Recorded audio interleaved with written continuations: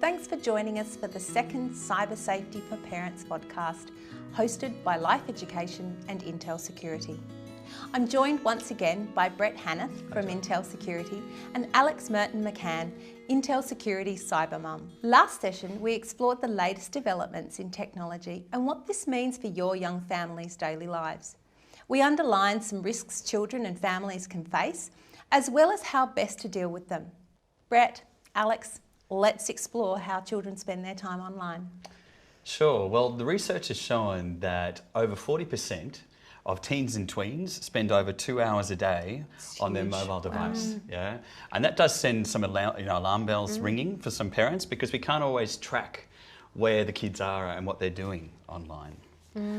So what does the research show? What sort of sites are they visiting online? Well, last year it was YouTube. Okay. Yeah. This year it's Facebook, and it's probably because Facebook has spent a lot of time introducing videos and really pushing the platform to children. The other thing that children are doing between ages 8 and 16, around about 40% of them again are on social media. Okay.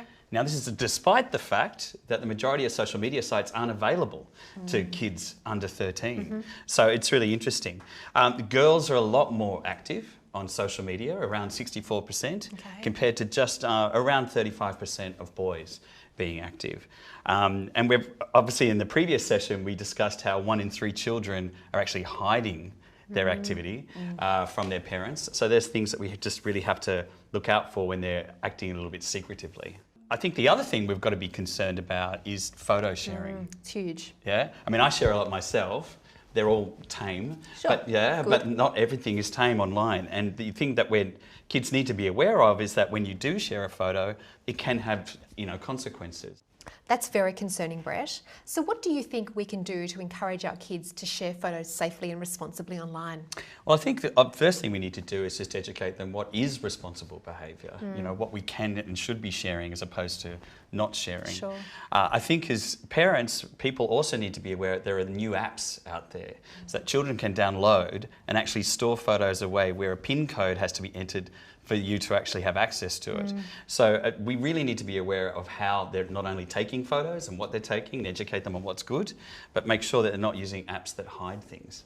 The other thing we need to do is just make sure that they're not sharing their names and addresses, all right? And because when photos are actually stored, it can sometimes actually keep the geolocation. But kids are taking photos and sharing their home address, right, where they hang out with their friends. Absolutely. So we really just need to let kids know that it's not only the photo and the material, but also what else is stored alongside that photo. Sure. Absolutely. Sure. There's also issues with online gaming. Yeah. Not only the amount of time that we spend online. If you have a look at online games, you level up by paying money. Right? Now, obviously, parents have to be aware that children are spending probably too much time in online games. Who they connect with in multiplayer games. Right? A lot of kids are actually connecting with others they don't know. So it's important that when online gaming is involved and if they are playing with other people, that they actually physically know they're true friends as opposed to pretend friends, which can be the case out there. So Alex, we know children love to use online games. Absolutely. How can we ensure that they do so safely? Sure. Well, there's a few things as parents we can do to try and make this as safe as possible. The first thing is boundaries, time limits. And don't do this in the heat of the moment. When everyone's calm, sitting around the dinner table, perhaps work out as a family what you think is an appropriate amount of time to be spent on gaming. That's really, really important. Secondly, make sure your children are playing appropriately rated games. We know that games come in a plethora of ratings, from PG through to MA15+. And be a stickler. If you've got a 7-year-old, he cannot be playing an MA15+ game. You are doing them a favour if you stick to your guns here. It's really, really important. And if you're unsure about whether a game may be suitable or is safe, why not do a bit of homework? Check out the reviews and ratings online. Actually look at where your kids are buying the games from. Is it an appropriate store? Apple and Android are the sort of places I would recommend you start to buy your games from. The other thing is to make sure your kids manage their privacy when they're gaming. I mean, you spoke before about, how, geotagging, for example, is a way people can actually track down kids. Make sure your kids have a very anonymous username that can't be linked to them at all. I think that's really, really important. And I always insist with my boys, particularly when they were younger, that they played with people that they know in real life. Sure. No randoms, for want of a better word, people you actually have met in the flesh. And finally, but very importantly, they need to take a break. You know, they can't be sitting for hours on their bottoms playing Xbox or PlayStation. They need to get outside. So whatever limits you have in place, maybe have an oven timer, whatever it is, when the timer goes off, get out and walk the dog. Throw some hoops, you know, whatever it needs to do, but you need to break it up. They can't be sitting there for indefinitely. Yeah, Alex has got a really good point there. I mean, I think gaming is really driving this, but you know, children are spending up to between 6 to 9 hours a day online. Wow, that's a lot. It's a lot of that is driven by gaming, and obviously we have to look for things such as addiction. Absolutely, right? Yeah, we do. Particularly with this generation of children that are brought up digital. You know, they don't have to go outside; they're online. And we really just, like Alex is saying, there is spot on. We really have to look out for those types of behaviours where addiction could be, you know, being at play. Absolutely, absolutely. No, it's a huge issue. And look, there are ways as parents we can make sure our kids have got a healthy balance. As I mentioned before, you know, having a set amount of time that they can spend online is really, really important. Secondly, and this is hard, trying to remove the laptops and the tablets from tween bedrooms. Now, you know, as a parent, I can tell you that's very, very hard. But a way around of that is possibly creating what I call a charging zone, which is on our kitchen bench. So what I say is that all the devices are to go into the charging zone at night, so they're ready to go tomorrow morning. And that way they're out of the bedrooms, they're being charged, and the kids are genuinely having some downtime, which I think is really, really important. Making sure you know what your kids are doing online sounds easy. It's actually not. I mean, you can be friends on Facebook, you can follow them on Instagram and maybe Snapchat if you're lucky. But at the end of the day, you know, smartphones are in pockets and iPads are under cushions. Out of the so house. exactly, we can't really know. So for me, that's all about creating an environment where your kids are happy to talk to you about their online life without any judgment, and they feel very, very safe. And if you've spent some time getting to know the platforms that they operate in and social media platforms, you might have established a bit of tech cred. So they'll think, well, maybe mum knows actually how to fix that setting on Facebook.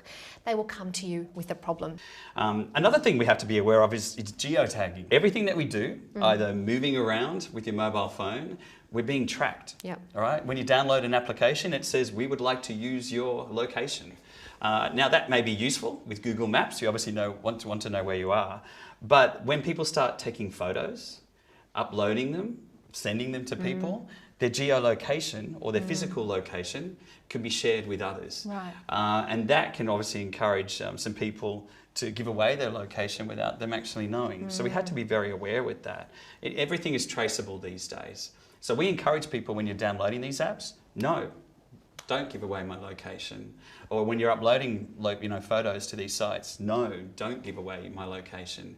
And keep your physical presence unknown to the people that you don't want to know them. Yeah. So obviously, Brett, the safest thing to do is actually to disable your, geotagging on your photos and actually turn off the location services in your phone. It's so easy to do, but the phones are automatically set to have these on. So with your kids, make sure these things are turned off and disabled. It's really important. And the other thing as well is if you're uploading photos to sites like Flickr, please turn off the EXIF or EXIF data in your preferences. That way the location of the photo can't be, tracked as well. And it goes without saying that any device that is internet connected needs to be protected. And that includes smartphones as well as your iPads, the whole array of things. It's just a great insurance policy. It's really, really important. And then the other thing, and we all live in these busy, crazy lives, but do not open emails from people that you don't know. And this is so important that we tell our kids this because, they click on a link from an untrusted source and bang, you've got yourself a virus. So it's really important they understand the consequences of that. You mentioned earlier about Snapchat, and it seems to be a really popular social media app amongst young people. What advice, Brett, do you have for parents if their kids are considering or want to use the app? Look, Snapchat is incredibly popular. Huge. Yeah. Actually, one of my friends made me use Snapchat the other day. I still can't quite work it out. But 71% of users are under the age of 25. Wow. Yeah. It's got some great features in there. You can put funny filters on. You can animate yourself. So I understand why children would be attracted to it. The other reason why they're also attracted to it is because they send a photo to someone and then it disappears from that person's screen. All right. But unfortunately, they have this false impression that that photo is gone. Yeah, so they could be sending some sensitive material or material that they shouldn't be sending, thinking that it will disappear after 10 seconds. But in actual fact, they could be showing all sorts of people. You could have other people taking a photo of the screen and then on sending it to more people. So it's a great platform, but we just have to know how to use it appropriately. Absolutely. But for those who've got 13-year-olds who are on Snapchat, it's really important that we spend a bit of time trying to educate them, how to make this work and how not to compromise yourself. And for me, like most of the things we do online, it's all about respecting yourself and respecting others. And sharing content with real life friends is very important, because there is an ability on Snapchat to actually meet people that you otherwise wouldn't. So I would really be a stickler there and really just reinforce how important it is that they, only deal with trusted people on Snapchat. Sure, that's true. Because, screenshots, as we mentioned before, can be taken, information can get into the wrong hands. And the other thing, just speaking of screenshots, is that, we need to tell our kids that they can't screenshot things without permission, because, the whole idea of Snapchat is that it disappears. But if you're screenshotting, it's not cool. It's not what we do. It's not what we do online. And the other thing I love about Snapchat is they've got a really great setup to report any abuse. They do a really, really good job of that, actually. So they need a big pat on the back.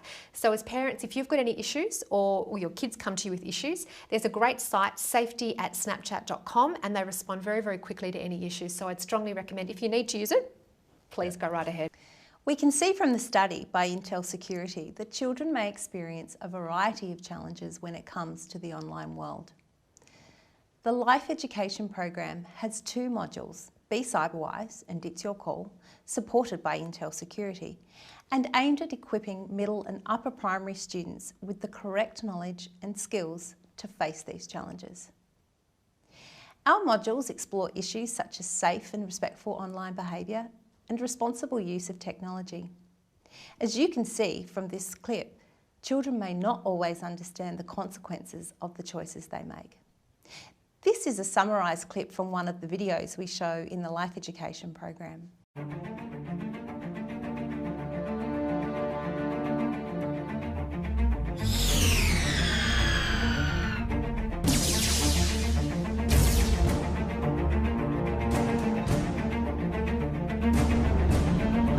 Hey, what was that? You ruined the game. Seriously? Hey, loser. Track your IP address and I'm coming to get you.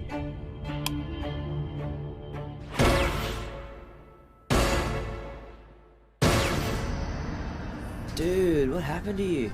I was online last night and I messed it up for the other players. Now some guy said he tracked my computer and he's going to find me.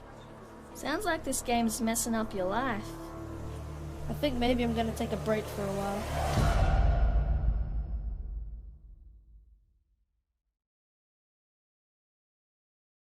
Thank you both, Brett and Alex, for your time today. That was really useful information.